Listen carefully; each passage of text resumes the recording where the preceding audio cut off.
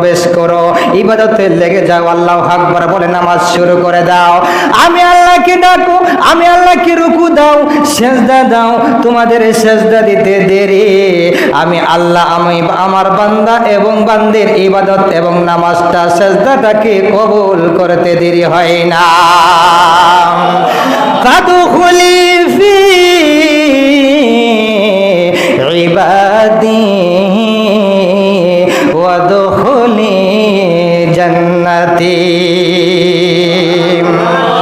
আমার আল্লাহ প্রথমে নাক দিয়ে বলেছেন পৃথিবীর সব রাস্তা ছেড়ে দিয়ে আমার রাস্তার দিকে চলে আসো।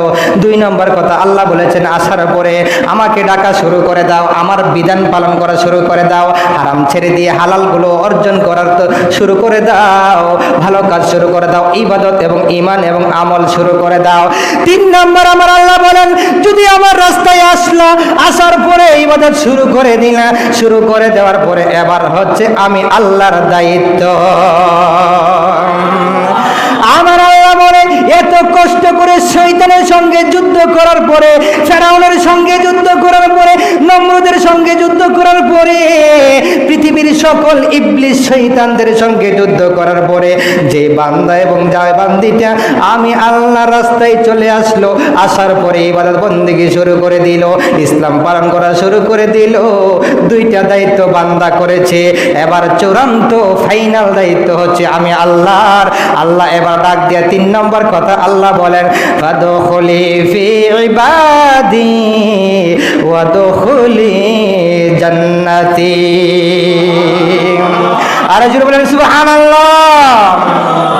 3 নম্বর কথা আল্লাহ বলতেছে এরা যখন এত কষ্ট করে আমার রাস্তায় আসলো, আসার পরে ইবাদত বন্দেগী শুরু করে দিল, হালাল কাজ শুরু করে দিল, এবার 3 নম্বর কাজ হচ্ছে আমি আল্লাহর।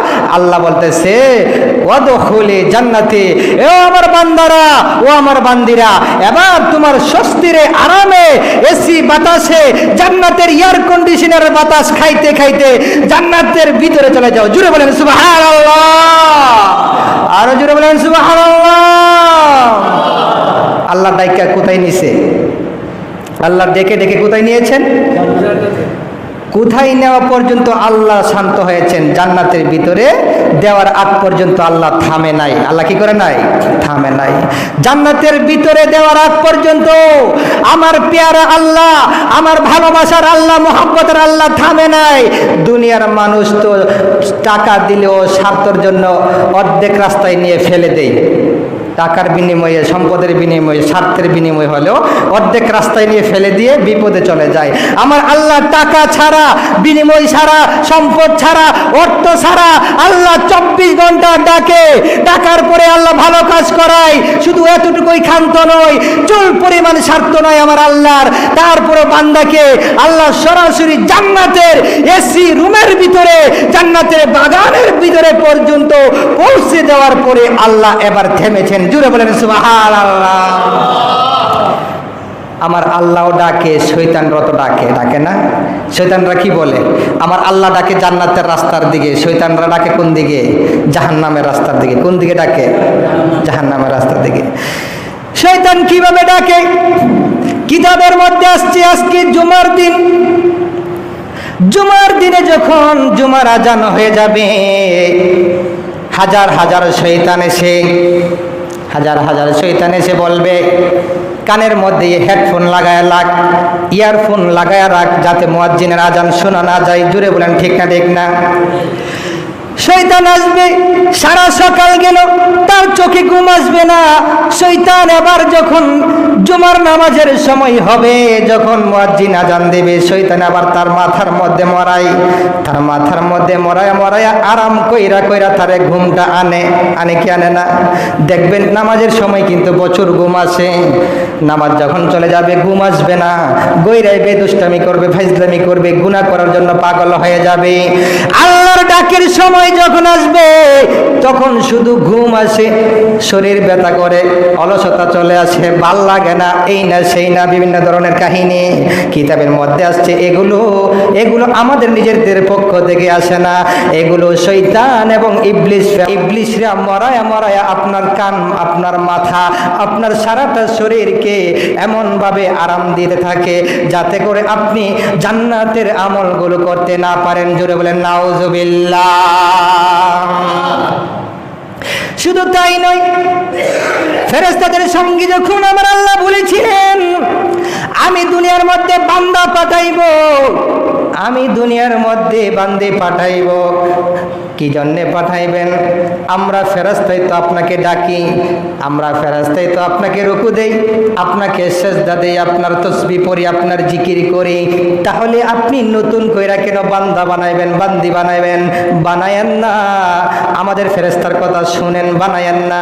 যদি বানান, দুনিয়ার মধ্যে গিয়ে বায়ে বায়ে মারামারি করবে, রক্ত জড়াবে, খুন করবে, মার্ডার করবে, রাস্তা বন্ধ করে দিবে, তার সন্তান মেরে ফেলবে, টাকা নিয়ে যাবে, সম্পদ নিয়ে যাবে, ঝগড়াঝাটি করে রক্তাক্ত হয়ে যাবে। এগুলো বানায়েন না।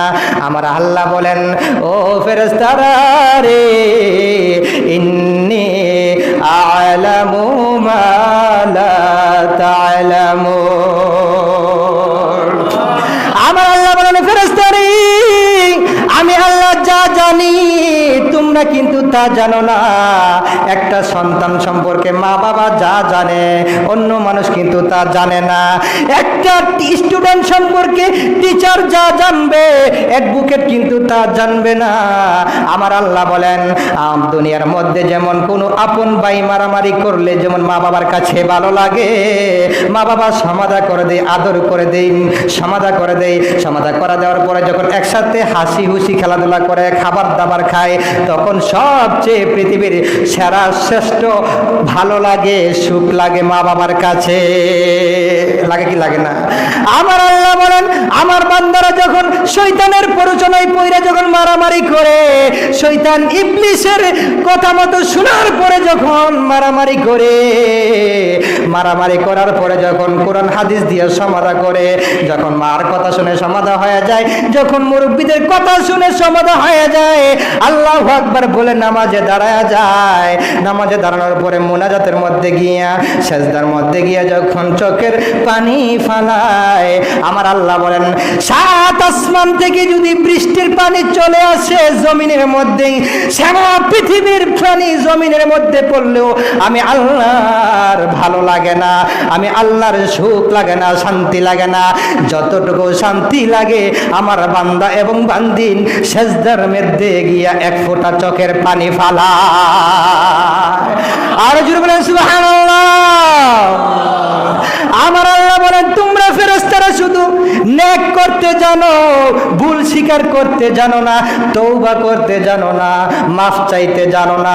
তোমরা ফেরেশতারা কোনোদিন মাফ চাও না, কোনোদিন তওবা করো না, কোনোদিন আসামি হও না। আমার পৃথিবীর বান্দারা আসামি হবে, মাফ চাইবে। শুধু তাই নয়, আল্লাহু আকবার বলে কানে ধরবে। কোথায় ধরে? কানে ধরে। কানে ধরার পরে আবার নিজেরটা নিজেই বেরিবাদ লাগায়। লাগানোর পরে এই বেরিবাদ অবস্থায় রুকুর মধ্যে গিয়ে আমার মাথাটা আমার কাছে নত করে এতটুকু থেমে যায় না। আমার বান্দা এবং বান্দিরা সরাসরি আমার কুদরতি পায়ের মধ্যে সেজদায় পড়ে থাকে ততক্ষণ, যতক্ষণ পর্যন্ত না আমি আল্লাহ তাদের প্রতি খুশি হয়ে যায়। আর জোরে বলেন সুবহানাল্লাহ। পৃথিবীর মধ্যে কোনো আসামি কিন্তু কানে ধরে না। কোনো আসামি কানে ধরে? পৃথিবীর মধ্যে কোনো আসামি কানে ধরে? বিশ্বের এক নম্বর আসামি হলে কিন্তু এভাবে কানে ধরে না। পৃথিবীর কোনো আসামি কিন্তু মাথা এভাবে নত করে না। করে? লক্ষ লক্ষ টাকা আনবে, মাথা নত করবে না, কানেও ধরবে না। পৃথিবীর কোনো আসামি কিন্তু পায়ের মধ্যে সাজদায় গিয়ে পড়ে না। কিন্তু আমরা হচ্ছে এমন এক আল্লাহর মুহাব্বতের আসামি, এমন এক আল্লাহর জান্নাতি আসামি, এমন এক আল্লাহর পেয়ারা এবং পছন্দের আসামি।